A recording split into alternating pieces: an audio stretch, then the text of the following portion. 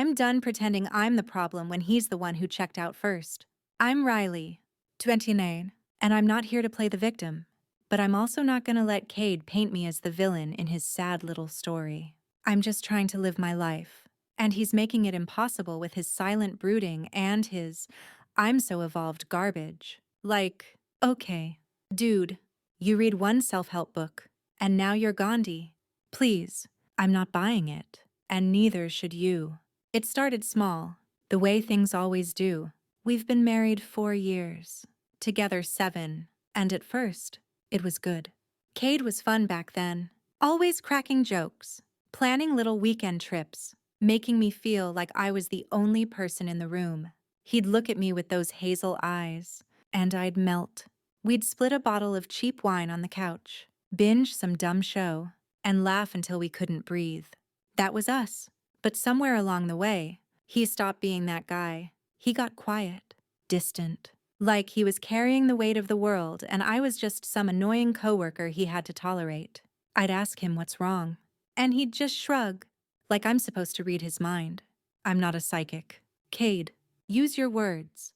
I'm not saying I'm perfect. I know I can get heated. I'm passionate. Okay. Always have been. My mom used to say I came out of the womb arguing. And yeah, I'll own that. But Cade, he's the opposite now. He used to meet me halfway, match my energy. But these days, he just sits there, staring at me like I'm a math problem he can't solve. It's infuriating. I'll be in the middle of explaining why I'm upset because, hello, I'm allowed to have feelings and he'll just nod, like he's humoring a toddler. Last week, I was telling him how I feel like I'm carrying this whole marriage by myself. And he just goes, I hear you, Riley. Like, what? You hear me? Do something about it then. But no. He just picks up his stupid journal and starts scribbling. Like he's documenting my meltdown for his memoir. It makes my skin crawl. I don't know when he got into this whole self-improvement kick. But it's like he's trying to be a monk or something. He's always reading these old books by dead guys with names I can't pronounce. Talking about controlling your emotions and accepting what you can't change. Cool, Cade.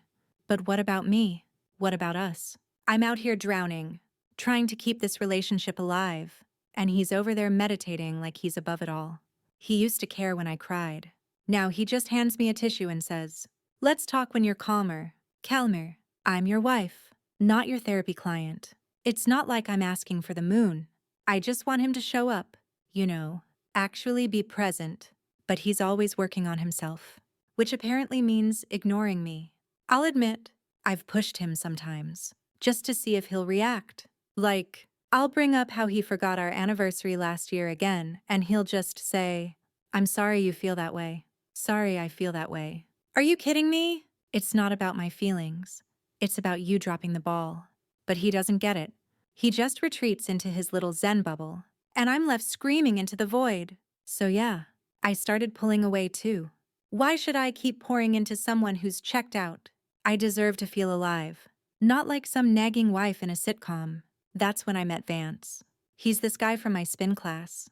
And before you judge me, it's not what you think. Okay, maybe it's a little what you think, but hear me out. Vance is different.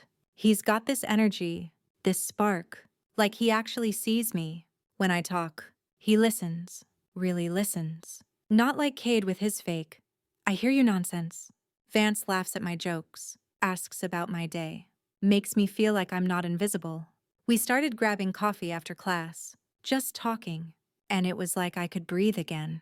I wasn't trying to start anything, but I'm not gonna lie, it felt good to be noticed. Cade didn't even notice I was gone more. That's how detached he is. I'd come home from coffee with Vance, and Cade would just be sitting there, reading his philosophy crap or jotting in that dumb journal. I'd try to talk to him, maybe drop a hint about how I'm feeling, but he'd just give me that blank stare, like I'm speaking another language. One night, I came home late, and he didn't even ask where I was. Just said, dinner's in the fridge. Like, wow. Thanks for the 5-star service. Husband of the year. Things with Vance got intense. Not physical, not at first. But we were texting a lot. He'd send me these sweet messages, like, "You looked amazing in class today." Or, "Can't stop thinking about our talks." It wasn't creepy, it was nice. I felt like I mattered again. Cade used to make me feel like that. But now he's too busy being evolved to care. So yeah, I leaned into it. Vance and I started meeting up outside of spin class lunch here. A walk there.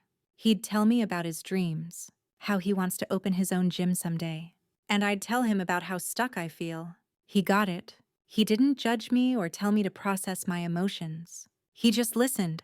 "I know what you're thinking, Riley. You're married." And yeah, I am. But Cade's the one who abandoned me first. Emotionally, I mean, he stopped showing up. So why should I keep playing the loyal wife? I'm not a saint, but I'm not a monster either. I'm just human. Vance made me feel like I was worth something. And Cade, he makes me feel like a problem he's trying to solve. Things came to a head a few months ago. I was careless. Left my phone on the counter while I was in the shower. Cade must have seen a text from Vance pop up, because when I came out, he was sitting at the kitchen table, my phone in his hand, looking like he'd just read the fine print on a death sentence. I froze, waiting for him to explode, but he didn't. He just looked at me, calm as anything, and said, "So, Vance makes you feel alive?" Huh. My stomach dropped.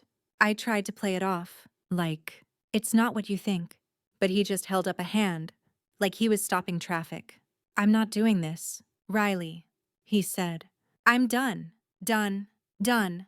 After everything I've put up with his silence, his detachment, his stupid journal, and he's done, I laughed. Because what else was I supposed to do? I told him he was overreacting, that Vance was just a friend, but he wasn't buying it. He didn't yell, didn't cry, just got up, poured himself a glass of water, and said, "I'll be talking to a lawyer. You can have the apartment." Then he walked out of the room, like I was some stranger he'd just fired. I was livid. How dare he act like I'm the bad guy? He's the one who pushed me away, who made me feel like I was nothing.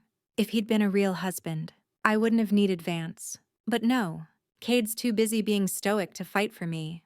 I tried to talk to him the next day, put on my best dress, did my hair, reminded him what he's losing. He just looked at me like I was a telemarketer and said, "Riley, this isn't going to change anything." Like, wow, okay.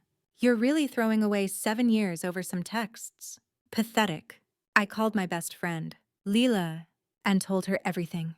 She was on my side. Obviously, she knows how hard I've tried with Cade. She said he's probably just intimidated by my energy, that some guys can't handle a strong woman. Exactly. I poured my heart out.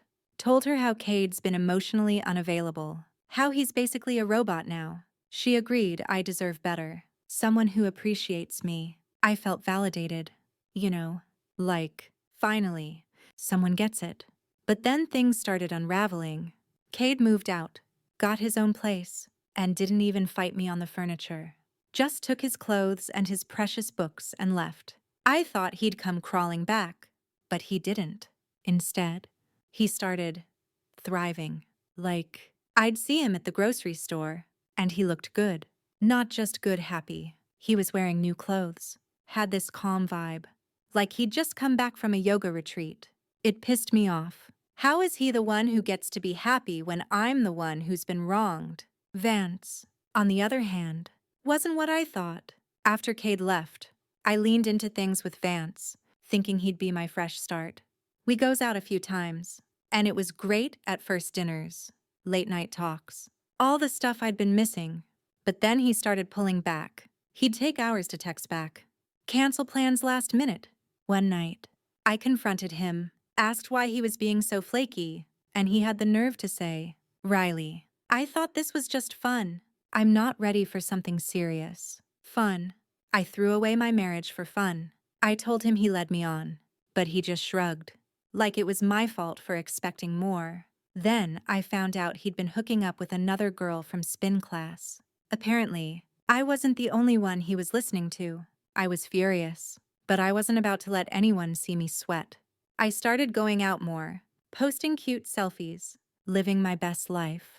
But inside, I was a mess. Lila started acting weird, too, like she was tired of hearing about my drama. She even had the audacity to suggest I reflect on my choices. Reflect? On what? Cade's the one who gave up on us. Vance is the one who played me. I'm the victim here, not the problem. Then came the real kick in the teeth. I ran into Cade's sister at a coffee shop, and she let slip that Cade's seeing someone new, some girl named Elise, who's apparently so sweet and really good for him. I wanted to scream. Good for him. What about me? I'm the one who held it together for years while he was busy finding himself. And now he's out there living his best life with some random chick while I'm stuck picking up the pieces. I went home and cried for hours. But not because I miss him. I don't. I just hate that he's winning. He doesn't deserve to. I tried to keep it together. But everything started falling apart. My friends stopped inviting me out as much, probably because they're Team Cade now. Lila even said something about how I push people away, which is rich coming from her. I got into it with my boss, too, because I've been distracted at work.